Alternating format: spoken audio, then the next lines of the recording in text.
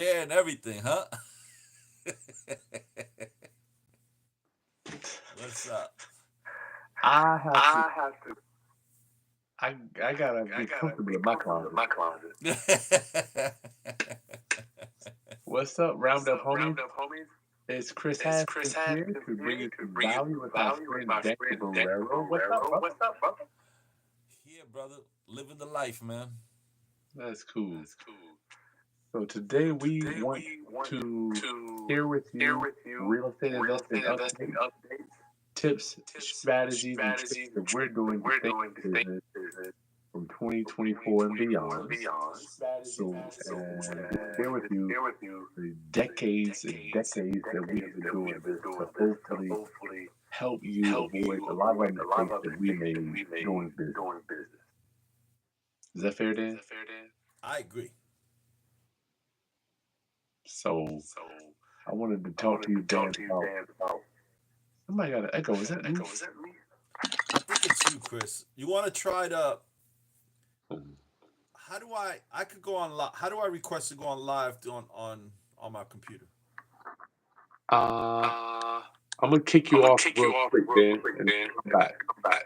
But no, how do I come on live? Just I could give you a request to go on live here. Oh, I see it. Join. All right. I'm gonna send you a join. Am I going Am on I your going on YouTube? your YouTube? No, I'm going on you. You. I see. I got you on my monitor. Oh, okay. Oh, okay. So how do I get? One, two. I knew that was Dan. Jackie, Nurse E, Mr. Chu. How do I sound? And by the way, I am broadcasting live from my closet. It's the only place I'm gonna start doing more stuff in my closet. It's the only place that I can get some peace of mind. I just want to be as honest and forthcoming as I can with y'all. I'm in my closet. Am I ashamed? At least it's quiet. Can you hear that? Oh my Lord, it's just so quiet. Thank you, God, giving me a little bit of peace and quiet. My office, everybody want to bang on the door. Daddy, can you do this? I need this. I need that. I need this. Whew, God help me. So I got a little bit of peace in my closet. So I'm gonna be here in the closet, dog. I'm just being honest with y'all. What do you want me to do? What you want from me? Yo, Yeah, I could.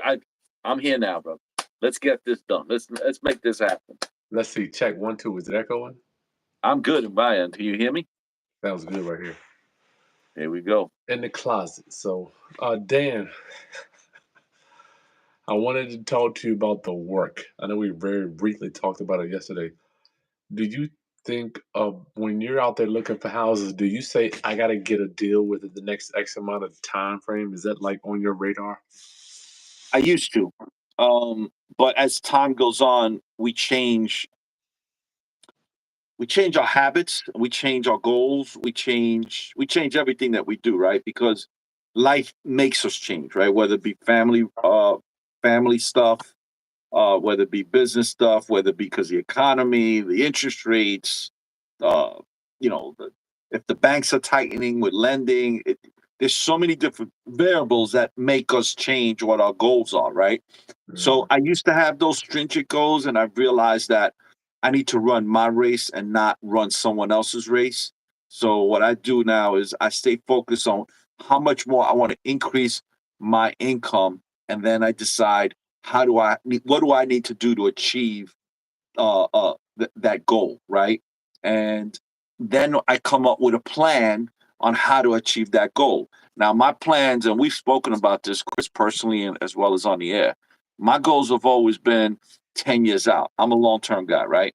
Time But travel. right, so but to reach that goal 10 years from now, there's other goals I have to reach, right? So I have to create a plan. Okay, this is for me to reach here in 10 years, I got to reach this goal first, then this goal, then that goal, then this goal, and then that goal, right? Because it's a stepping process, but you got to create a plan within the goal.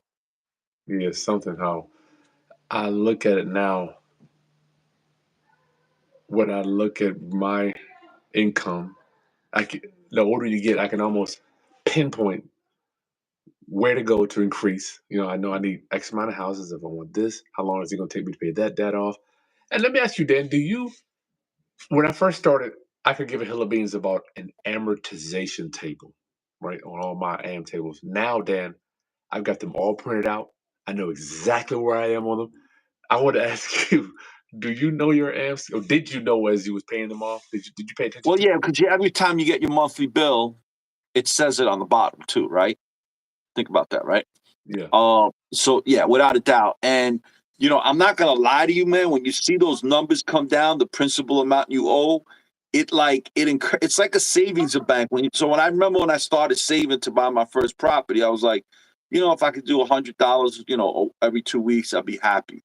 And then when I saw it like reach $2,000, I'm like, damn, maybe I could bump this up to like another $150 every 2 weeks, right?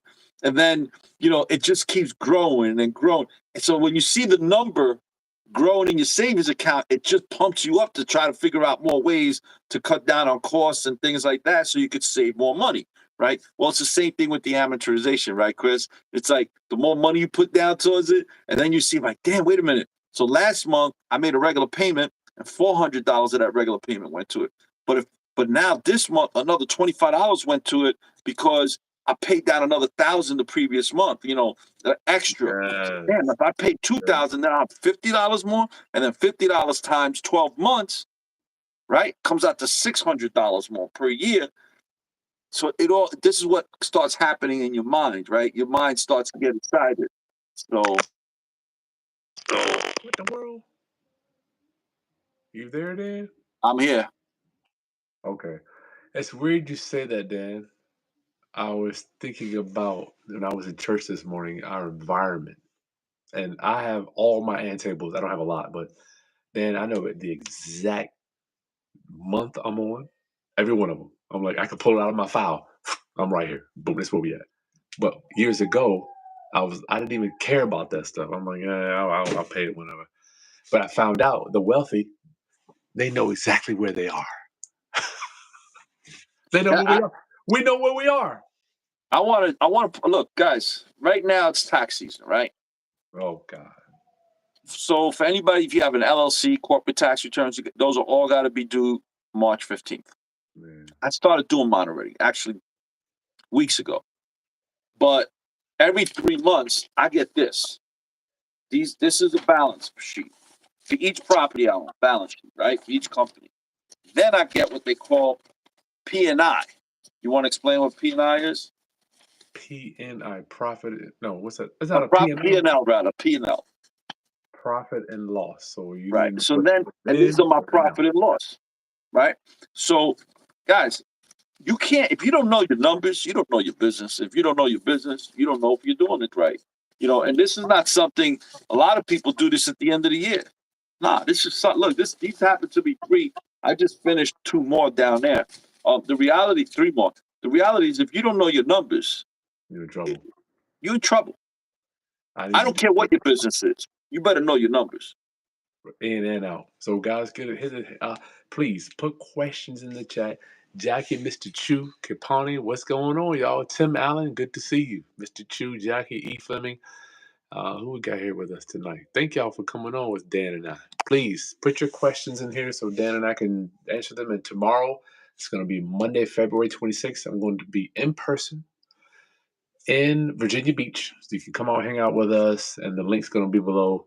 So you can get the address and meet my friend, Lakeisha Kirkendall. She manages over 200 doors. She's a property manager. She's going to be giving you her tips to being a successful property manager. So Dan, what about with people that say don't pay down your? Oh, I wanted to ask you, when you pay that extra, let's say you pay $1,000 for the month, right? It's almost like magic because you pay your original payment.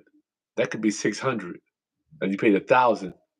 And like the next couple months going by, you think about the 1,000, but you don't even know that you paid the 600. So it's 1,600 that's going Correct. that month. Yeah. And, your mind is like 1,000, but it's almost like a 401k. They're matching you're putting the money in, but it's going towards your principal. But Chris, but we should talk about the low interest rates, right? So like, That's if true. you have a 3% interest rate on your mortgage, Free I money. wouldn't pay anything extra towards that. Yeah, What I would do though is, 'cause I've never had a 3% mortgage in my life. me neither. If I had a 3% mortgage, I wouldn't pay anything extra. But let's say I had $1,000 extra to pay towards a mortgage, I'd open up a Vanguard S&P 500 fund and just throw it in there. Because in 20 years, 25 years, you're going to have well over $1 million in there. If you're putting $1,000 a month in there. Well, damn, you'll have more than $1 million at $1,000 a month, right? So why am I going to rush to pay off a house that I'm only paying 3% interest on or 3.5% interest on? That's like free money. You could put your money in a CD and get 5.25 right now. That's Right. true. So that makes no sense. Now, if you have an 8% rate, 7% rate, 9% rate, yeah, put the money down towards the mortgage because it's costing you more money to hold that mortgage than if you took that money and reinvested it. But if you got a 3% mortgage, you're nuts. Shoot yourself in the head if you're paying that down quickly. Now, that doesn't mean you take that money and go to Atlantic City, go to Nevada, to Las Vegas. No, you take that money that you would have put down on your down payment to get your mortgage paid quicker, put it into an S&P 500 fund. That's assuming you don't like watching the stock. I've been doing that for 25 years. I'm not a stock guy. Put my money into the S&P 500 on the 15th of the month, whether it's up or down, it takes it right out of my account and it goes up. Guess what? It's a whole lot more money in there right now than there was 15, 20 years ago. That's sweet, Dan. That's sweet. So basically, you're saying if you're not paying down principal, at least keep something that you're earning. I know the richest man in Babylon says a part of what I earn is mine to keep, and that's what I hear you say. Guys, book he just mentioned right here. You better have it, y'all. You better have it. So It's only like $6 on Amazon. Yeah, when I hear the word keep, Dan, I think a lot of us misconstrue that. When I say keep, well, in my mind, I'm thinking keep is mine going to the grave. Like, this is what I'm keeping. So when I pay down principal, and once again, this is just how I'm looking at it. It's mine. So this is going towards building my empire here on planet Earth. Whether it's S&P, for whatever I'm doing, it's mine. It ain't going nobody else. Like, I'm not going to end up spending it one day. Dan, how do you look at that? Exactly, like the same way you did. That's why I said take that extra money, put it into the S&P 500 fund. I agree with you 120%. There's a question here from Mr. Chu. 2.8% interest rate, 27 years left, only 24K balance. Pay it off or not? No, you got $24,000 to pay it off. I would open up an S&P 500 with Vanguard. They got the cheapest costs, right? Then I tell the Vanguard guy, listen, every month you take out $1,000 on the 15th of the month. I don't care if the market's up or down, and you transfer it from the cash account into the money market. By the way, their cash account is paying more than 5% interest right now, right? So now every month you averaging it out over 24 months. That's going to be a whole lot of money on 27 years, guy. A whole lot more money than you're going to be close to I would say over $500,000. Just reinvesting whatever the dividends are from the S&P. Just tell them keep buying more S&P.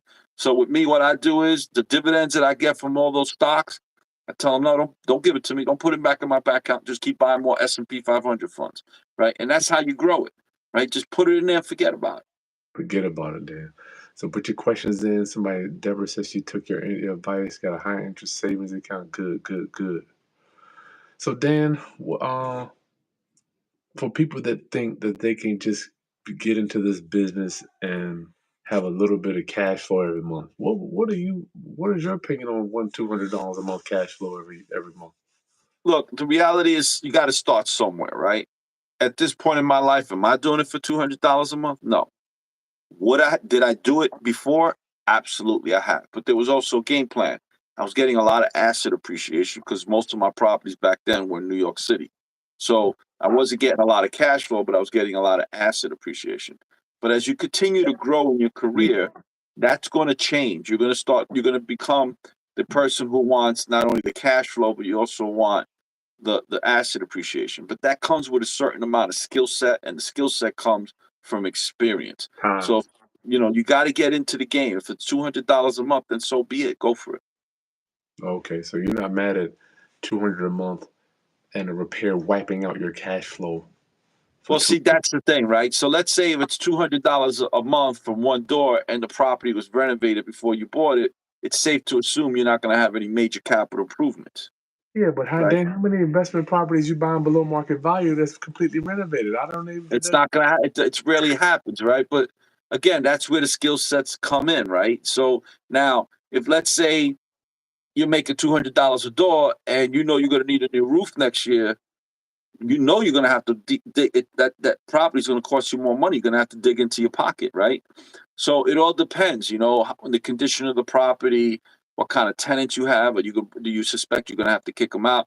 Listen, the property talks to people. Like, Chris, how many properties you walk into before you walk in, the property's telling you everything's wrong with it? Just from the outside. How often does that happen? A lot, and the smell too. The property's talking to you. The property tells you everything. When I walk into a property, when I pull up, actually I don't pull up. I usually park a block away, and I get there at least half an hour, 40 minutes before the realtor gets there, whoever's selling me the property. And I'm just watching the people coming down the stairs. I'm seeing their attitude, how they dress, how they're talking to their kids, how they walk. Give us an example, Dan. We got 80 people on here right now. So this is you showing up to the home appointment to visit the property. I'll give you one. This is a really good example. So I pull up to the property. It's a commercial storefront on the bottom, 3 residential apartments on top. You there, Chris? I think I lost you, Chris. Okay. So I'll just keep talking until Chris comes back on. Property. It's a commercial storefront on the bottom, 3 residential apartments on top.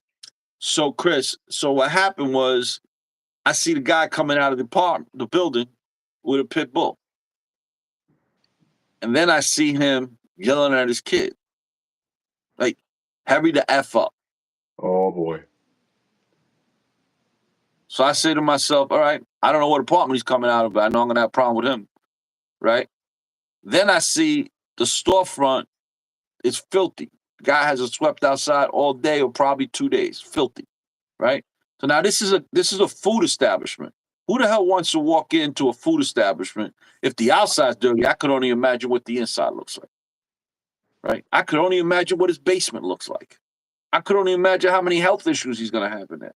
I could only imagine that the place is roach infested. Because I don't know about you, man, but I would never want to walk into a storefront where they sell food and the windows are filthy and the front of the building is filthy. Well, what's there to expect when you walk in? I noticed that now, Dan. I look around the restaurants, man. I walk out if they're dirty because I know that if the front is dirty, then the kitchen's filthy. So, and if the kitchen's filthy, what else you got? You got mice problems, you got rat problems, you got roach problems. That's just the reality, right? Now I walk into the building, I see bicycles, strollers, workout equipment. Oh, shit. So on every floor. So now I'm saying to myself, I got a problem with every tenant in this building. So I know I got to train all these tenants. I know that's going to take time. I know I'm going to end up in housing court. I know I'm going to go without rent because I'm going to end up in housing court. Right? So the realtor didn't have to tell me anything. I already know because the building's talking to me. The building's just screaming at me. Dan, for people that have rented, we got 110 people on here. Dan, I've been getting applications, and I got a few, right, where my applicants are dealing with landlord-tenant court from their previous landlord. And they always have a story about some this and Always. I want to ask you, these particular tenants they got the free attorney. What's the free attorneys called? The public defender, public. I can't. No, it's something else. Yeah, I know. Yeah, I know what you're talking about. Public aid. Was it public aid? Legal aid. Legal aid. So, Dan, I want to ask you, if someone has dealt with legal aid recently, is that a tenant that an applicant you're going to pass on, or would you consider that? Okay, so it all depends what state you're in, guys. I'm going to be real politically correct right now. Florida. Let's say it's in Florida. So it's in Florida. No, I'm going to tell you straight up, absolutely not. Because they're going to tell me how terrible the landlord is. I'm going to say, well, how long has it been that bad? It's been like that all year. I said, how many months you still not paying? I didn't pay him last month, the month before. I said, so it's so bad that it's good enough for you to live in for free, but too bad for you to pay? Oh. Right? Then my other argument, like one guy says to me, not a lady, it was a guy, he says, man, the place was roach infested, rat infested, no heat. I'm like, now this is in Jersey though, this is a different animal. So I said, so you went to it, no heat? He goes, yeah, that's why I haven't paid him. So I said, so let me see if I got this right. You've been living there 6 months, haven't paid no rent, but it was okay for you to live since you were paying no rent with roaches, rats, no heat, no hot water. It was good enough. I says, yeah, bro. I says, you should stay there as long as you can. Because it ain't going to work for you here. You totally got to stay. Yeah, because it ain't working for you here. You know. Listen, so, go ahead. Look, at the end of the day, if it's that bad, leave. There's no judge anywhere in this country that when you tell that, let's say the landlord takes you to court because you broke the lease. And you tell the landlord, it's all my proof. Roaches, mice, he didn't make no repairs, the hallway's infested, there's a safety issue, there's lead paint. Here's all my proof, Judge. I couldn't live there, it was inhabitable. Judge gonna say, you know what? You're right, you should sue him now. There's no judge that's going to hold you to a lease that is to a property that's inhabitable. Yeah, that's true. Right. So if you stay there, it's because it's convenient at the landlord's expense. So no, I'm not interested. Mr. Chu, Frog, and thank you so much for your love offering. How do we do? Hey, it's only 4 likes. If y'all go down there and hit that thumbs up button for Dan and I, you're getting some good game here from Dan Borrero. Make sure you give me a follow. Hit that subscribe button. Go to Dan Borrero's channel. Give us a follow. We got 120 some people on here, Dan. Is there a way to pin my channel on here, Chris? Probably, but I'm on the phone. All right. So guys, USA Land Ventures is my channel. USA Land Ventures. Show me some follows. How do you deal with all 3 PPL with emotional support animals? Okay, look. People come in with an emotional support animal, you can't do anything about it.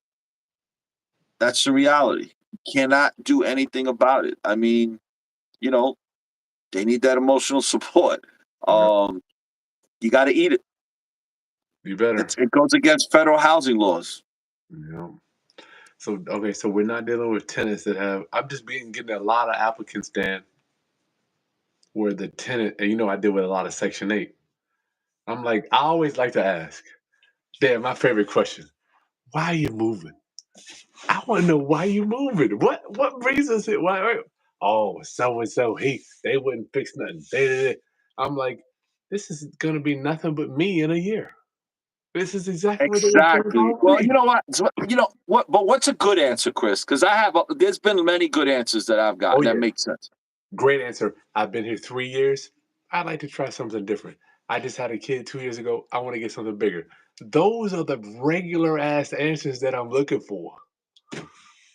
Yeah, I need to be closer to my kid's school. I need to be closer to work because I'm tired of driving an hour in every day or an hour back. Sometimes when I look at where they live now to where they're moving to, I'm like, but wait a minute, this is adding another half an hour on your trip. That doesn't make sense to me. So I'll ask them, why you leaving? Oh, I like that area. It's better. So I says, you work from home or you remotely, or you got to go in the office? I got to go to the office every day. So I says, okay, so you willing to travel half an hour longer to get there, half an hour to get back? That doesn't make sense. Now, if you tell me the school system in this area is great, and I want my kid to go there, and if it means I got to spend a half an hour in each direction, I'm willing to do it. That makes sense to me. I've done that myself. That makes sense to me. Now, if they tell me, listen, I need a bigger apartment, but I can't afford the prices closer to work, so I have to come out here. My family's growing. that makes sense to me. Right? That shows responsibility, financial responsibility to me. So, but if you tell me, complaining about your landlord, but you want to go half an hour further away from work, that doesn't make sense to me. Mm-hmm. A lot of times they try to act like they don't know. Well, I didn't have an eviction, or no, I didn't do that. I'm like, well, so you telling me the court system is lying on you? I'm saying it wasn't me. Okay, nice talking to you. It's just like I You don't know even. what though, Chris? You talk. See, I don't even talk to. When I get the application, I get a full package from my realtors, and 99% of the time, my realtors will not send me an applicant that they know I'm going to say no to. Oh, they already know. They already know. This is anybody that you send me an applicant for has to fit within this box. This is the box they got to fit in. There's no negotiating from that box. Now, if they fit within that box, send it to me. I'll review it, and then if I want to move further, I'll do an interview with them. But I'm not. They got to first fit within the box with the documents. If they don't fit within that box, I'm not spending the time talking to anybody. Good for you. All right, y'all, give us a follow. We gotta get out of here. The Landlord's Guide to Survival. What do we say, Dan? The landlord, the ultimate, the The ultimate. ultimate. We're coming up with. We're trying to figure out the name, guys. Dan is the training on landlord for landlords to help y'all to stay in business for 50 years between Dan and I combined. The reality Ultimate is, you landlord. could buy a property right, you could renovate it right, but you put in the wrong tenant, you're done. Dan, And then you gotta manage the tenant. Right? you know what? And somebody told me if I'm thinking about you in the morning before I think about my wife, I gotta get rid of you. Yo, that's the truth. I gotta use that, bro. If I'm That thinking is the about you, truth. I'm like, only person I need to think about is my beautiful wife in the morning. And if anybody occupies that space, and I know for a fact I have been there, I've had several people in the morning. Dan, tell my round up family members that have tenants, what can they do if they have tenants that they're thinking about in the mornings? You gotta get rid of them. Get rid of them. Look, this is the truth. Look, I've got people that complain about their tenants, like landlords, and I hate my tenants. I said, why? I don't do that. Why? Why you hate your tenants? You shouldn't hate your tenants. Like, oh, this, oh, that. I said, but that's not your tenant's fault. That's your fault. They said, how's it my fault? I said, because you picked the wrong tenant. Or you're not, or if your tenant's complaining about the property conditions, you're not doing your job. Mm-hmm. Right? So, first thing I do when I have a problem tenant is I go to that file and I say, let me look at this file and see where I screwed up. Because I screwed up somewhere. Right? Because if I didn't screw up, that tenant wouldn't be there. Now, that hasn't happened to me in a long time, Chris. 99% of the tenants I have problems with are the people that were living there when I bought the building, not people that I placed. Yeah, you can't do nothing about them. No. You got to train them. You got to train them. Be trained or get trained. Train or be trained. Somebody's getting trained. You don't want to be the one getting trained. Look, I ain't going to lie to you, though, Chris. In the beginning, I got trained. I was a professional trainee. Driving. You ever tell somebody, you ever had a tenant call you when you drive to go get rent? What I be thinking about back then, I used to be thinking about a lot of tenants while I was driving that would like training me, right? And looking back, if I could see them today, I thank them. Because they've made me hundreds and thousands of dollars because I didn't make those same mistakes. They trained me. They trained me well. Listen, in New York City, it could take you 18 months to 24 months to get rid of a tenant without getting paid, guys. Wow. So I was trained by the best professional tenants. All right, Kris Haskins, Dan Borrero, broadcasting from my closet. Y'all can see a lot more in my closet. Here you go, y'all. I'll put y'all right here. Tell them why you in your closet, Chris. It's the only place in my house I can get some peace and quiet.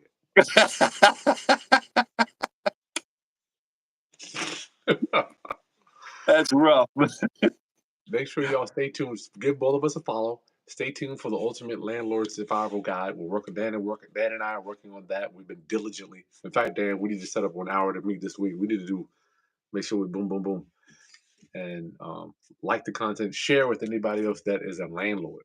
Deborah says, "What about a tenant who's been living there for 11 years? Would you keep?" Oh, wow, that's a great tenant right there. My dad is a landlord in New York City with several buildings, now in his late 70s. Oh, wow. So yeah, I love it. What about tenant who has been living there for 11 years? I have no problems with my average tenancy is about 9.5 years for my New York apartments. Some of them go 10, 12 years. I don't really like tenants staying that long because what happens is the wear and tear in the apartment is a lot over those years. And then when I go in there, I got to do more renovation work, right? Not because the tenant was a bad tenant. It just, the reality is, you have wear and tear, right? Whereas if the tenant leaves every 5, 6 years, the repairs aren't that bad and I could get in and out of it quick. And I do upgrades every time the tenant leaves. But, if the tenant's there, I have a cousin of mine who's telling me, yeah, but my tenant's been here 15 years. I said, of course they've been. They're paying you $2,000 below market. I wouldn't leave anyway. Shit, I'll be here I'll be there for 30 years, So, if they're there 11 years because they're paying below market, that don't mean squat. If they're there paying market price and they're 11 years and they're good tenants, be thankful, make sure you treat them right and show them some respect. That's true. All right, let's get out of here. Who's Kate Middleton, Dan? I don't know who that is. I don't see a Kate Millicent. I mean, somebody died today. Gerardo, what are some important terms? We got to get out of here. We'll put that stuff in the Landlord's Guide, Survival Guide. All right, Dan. I'll see you soon. Y'all, make sure you subscribe. Take care, everyone. Tomorrow, 6:30, we'll be live at Virginia Beach. Peace. Bye-bye.